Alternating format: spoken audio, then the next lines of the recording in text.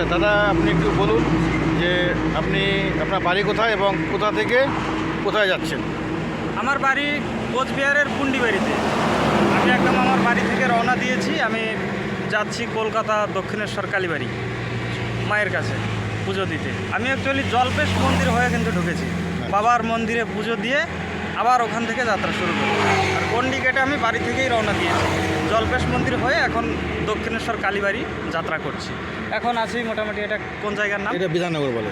মোটামুটি বিধাননগর চলে এসেছি। তো এখান থেকে আবার যাব, এখনও সময় অনেক লাগবে, 5 থেকে 6 মাস এখনও লেগে যাবে, রেস্ট করে করে যেতে হয়। আমি একটা কথাই বলবো সবার কাছে, সবাই আশীর্বাদ করবেন, সাপোর্ট করবেন, যেন ভালোভাবে পৌঁছতে পারি, মায়ের কাছে পুজো দিয়ে আবার ঘুরে আসতে পারি, এটাই চাই। সবাই একটু সহযোগিতা করবেন। আপনাদের সবার কাছে আমি অনুরোধ করব, রিকোয়েস্ট করব যে দাদা এবং বৌদি দুজন মিলে সুদূর আমাদের কোচবিহার থেকে, মানে উত্তরবঙ্গের শেষ প্রান্ত বলতে পারেন, উত্তরবঙ্গ থেকে দক্ষিণবঙ্গে যাচ্ছে, দক্ষিণেশ্বর মায়ের মন্দিরে পুজো দিতে ডন্ডিগেটে যাচ্ছে।